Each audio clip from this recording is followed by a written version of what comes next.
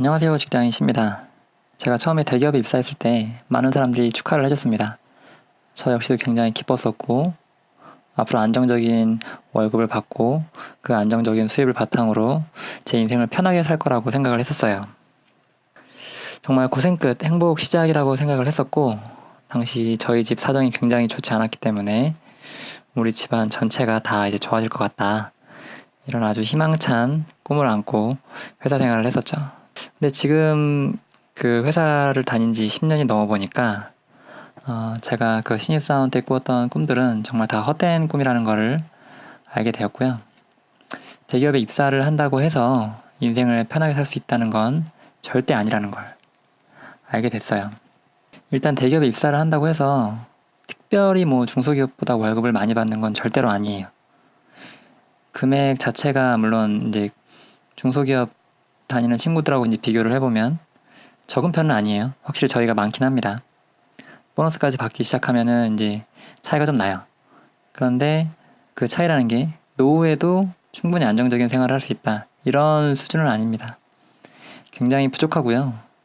일단 그 부족한 가장 큰 이유는 우리나라 집값이 굉장히 비싸서겠죠. 어쨌든 대기업에 다녀도 노후 준비는 필히 하셔야 돼요. 그 이유를 설명을 드리기 위해서 시간과 돈을 기준으로 한번 설명을 드려볼게요. 우리 인생은 보통 시간으로 이루어져 있죠. 그 중에서 중간에 20대 때부터 50대 때까지 회사를 다니면서 수입을 얻습니다. 그리고 인생 전반에 걸쳐서 이런 식으로 지출이 생겨요. 일단 차트는 뭐 제가 대략적으로 그렸고요. 사람마다 조금씩 차이가 있겠죠. 수입이 증가하는 시즌부터 시작해서 지출도 역시 같이 늘어납니다. 여러분들도 뭐 기억을 하실 거예요. 대학교 다닐 때만 해도 학관에서만 밥을 먹어도 굉장히 맛있게 느껴졌었죠. 근데 지금 만약에 대학교 가서 여러분들이 그 학관에 가서 다시 식사를 한다면 아마 세 숟가락도 못 드실 겁니다. 저희가 직장인이 되면서 가장 크게 바뀐 것 중에 하나는 저희 입맛과 저희 생활이 굉장히 고급화됐다는 거예요. 그래서 지금 그 차트에서 보는 대로 우리 지출은 그 수입에 맞춰서 늘어나게 돼 있습니다. 이건 뭐 당연한 거예요.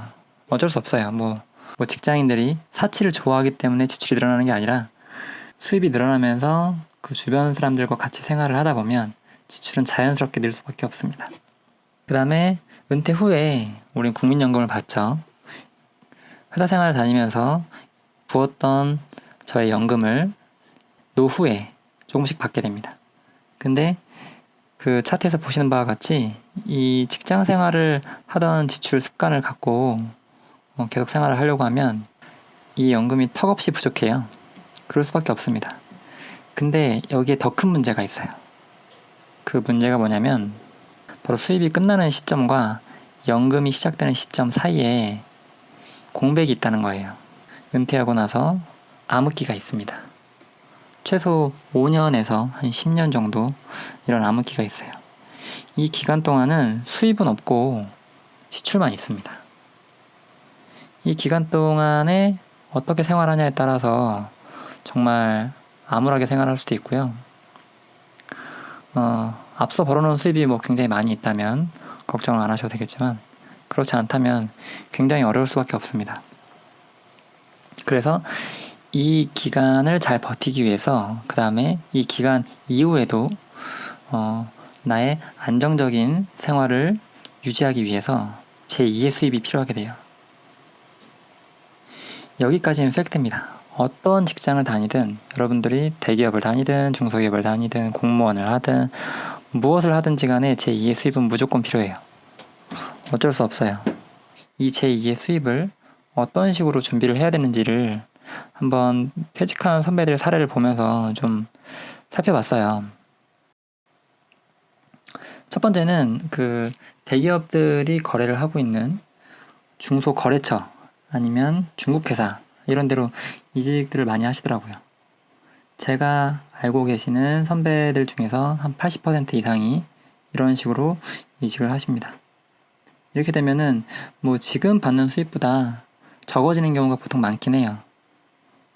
지금 뭐 예를 들면 부장까지 달고 나서 은퇴하고 나서 이직하면은 수입이 한 반 정도로 떨어지더라고요. 뭐 그렇다고 해도 사실 생활하는 데 있어서 전혀 불편함 없습니다. 앞에 모아놓은 돈도 있고 좀 시간이 지나면 연금도 받을 거기 때문에, 그리고 지금 퇴직금도 있죠. 그런 부분 감안하면은 이런 데만 가도 사실 나쁘지 않아요. 근데 단점은 오래 못 다닌다는 겁니다. 저희가 갈 수 있는 이유는 보통 그 중국회사나 중소거래처는 기존의 그 대기업과 영업을 원활하게 활성화시키기 위해서 원래 대기업에 다니던 사람들을 영입을 하는 거예요. 영업을 좀 더 원활하게 하기 위해서. 근데 보통 이게 1년에서 2년 정도면 약발이 떨어집니다. 영업적으로 더 이상 효과가 없어요. 그래서 제 주변을 봐도 한 2년 정도 내에 다들 그만두시더라고요. 뭐 기간적인 제한이 있긴 하지만 어쨌든 2년 정도는 시간을 더 벌 수 있다는 거 참고하시면 될 것 같고요. 그 다음에 택시, 그 다음 대리운전, 아니면 기타 알바를 하시는 분들도 계시더라고요. 근데 뭐 알바는 굉장히 힘들어요. 힘들고 특히 뭐 택시랑 이런 일 하시는 분들은 요즘에 이제 트렌드 자체가 카풀도 이제 허용이 될 것 같고, 택시 운전 자체도 그렇게 분위기가 좋지 않기 때문에 은퇴를 준비하셔야 되는 여러분들께는 비춥니다. 그 외에는 거의 없더라고요. 거의 제가 말씀드린 요 두 가지 사항에 다 포함이 되고 있고, 퇴직한 선배들이 특히 일본에 거의 몰빵이 돼 있어요.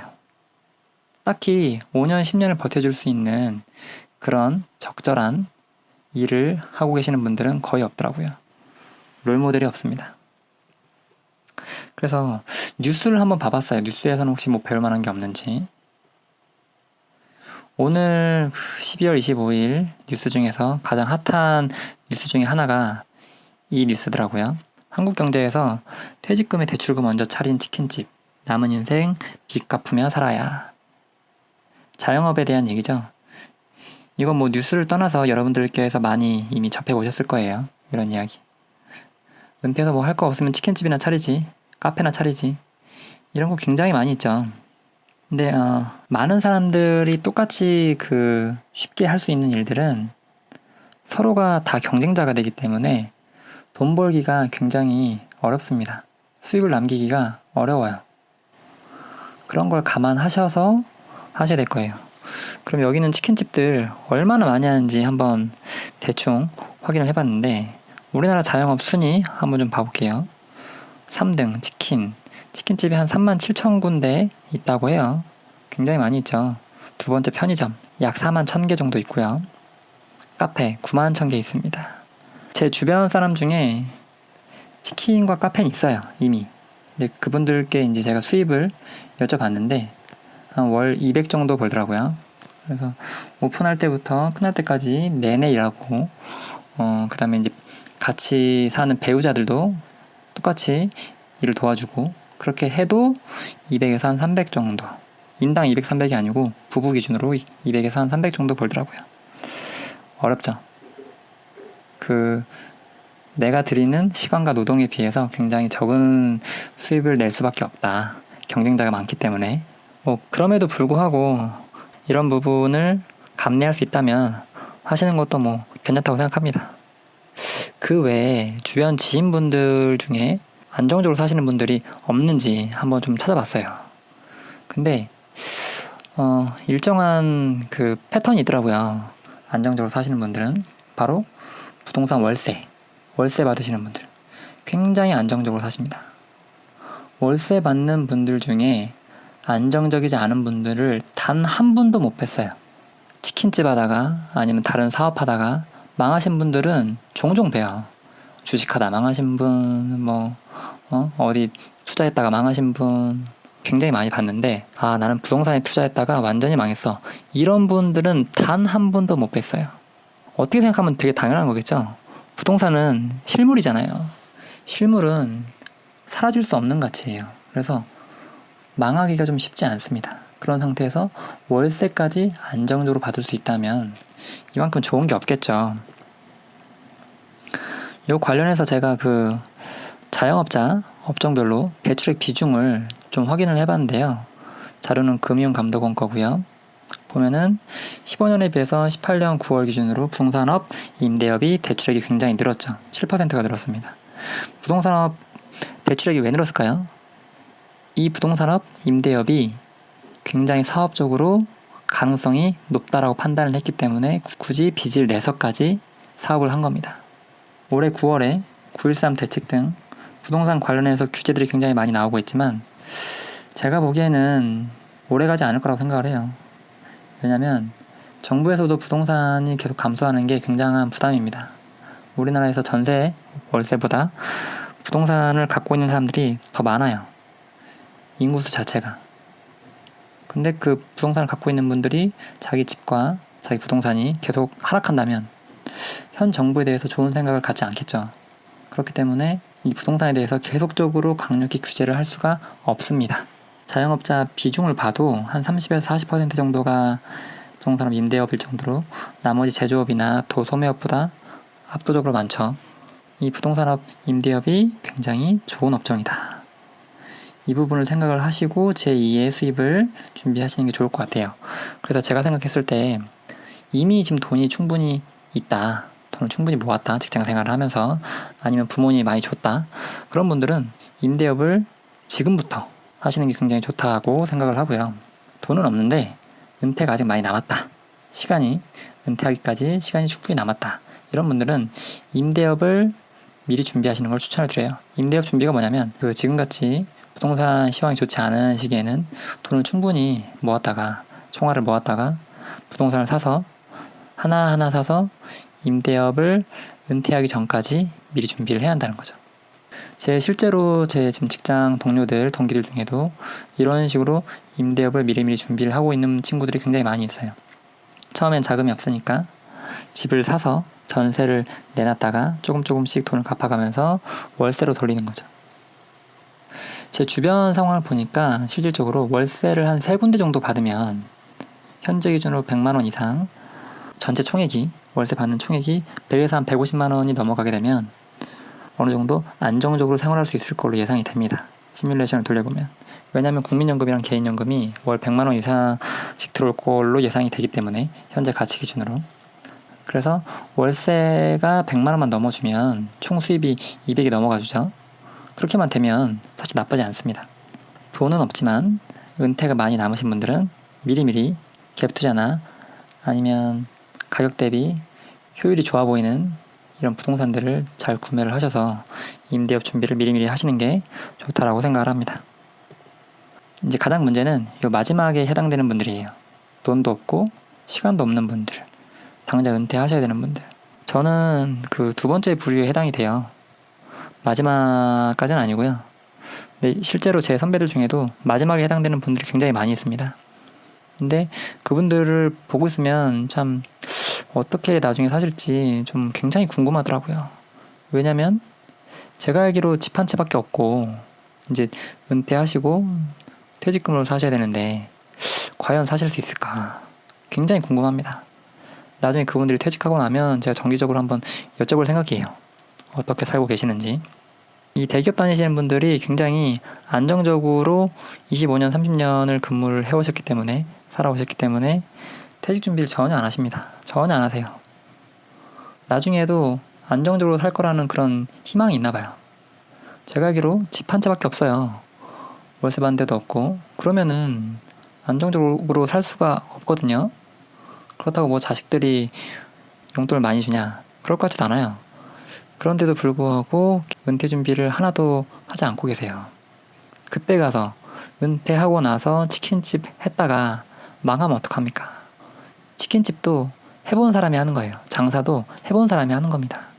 그때 가서 준비하고 이거 아니면 망하지 뭐라는 생각으로 사업 시작하면 정말 끝장나는 겁니다. 미리미리 사업 준비하셔야 돼요. 제가 생각했을 때는 어떤 식으로 사업 준비를 하면 좋냐면 지금 월급을 받고 있을 때 조금이라도 이른 나이에 주변 지인들을 찾아보면 사업하시는 분들 많이 있을 거예요. 그런 분들 계속 만나면서 알바도 하고 술 한잔 사주면서 어떤 식의 사업하는 게 좀 더 도움이 될지 미리미리 찾아보고 급여를 받지 않고 일을 한번 해보면서 은퇴 후에 해야 할 것들을 알아보는 게 굉장히 중요합니다. 이걸 미리미리 하셔야 돼요. 지금 하지 않고 은퇴 후에 한다. 그러면 배수진을 치고 사업하는 거죠. 대기업이고 나발이고 지금까지 모아놨던 돈 다 한 번에 날리는 거 일도 아닙니다. 그런 분들 많습니다. 미리미리 준비하십시오. 대기업 현재 다니고 있다고 해서 내가 지금 하고 있는 일만 꾸준히 열심히 해야지, 그러다 보면 안정적인 노후가 보장이 될 거야 라는 이런 말도 안 되는 생각 절대 하지 마시고, 아니면 뭐 임원 달 거야 이런 생각도 하지 마세요. 대기업에서 임원 다는 거 경쟁률 1000대 1 만대 1입니다. 여러분이 달 가능성 거의 없어요. 확률적으로. 그런 헛된 희망 버리시고 미리미리 노후 준비하시길 바랍니다. 미리미리 준비를 하셔서 은퇴할 때쯤에 낭패 보지 않고 안정적인 삶을 사시기를 기원하겠습니다. 이상 직장인 씨였습니다. 다음 시간에 뵙겠습니다.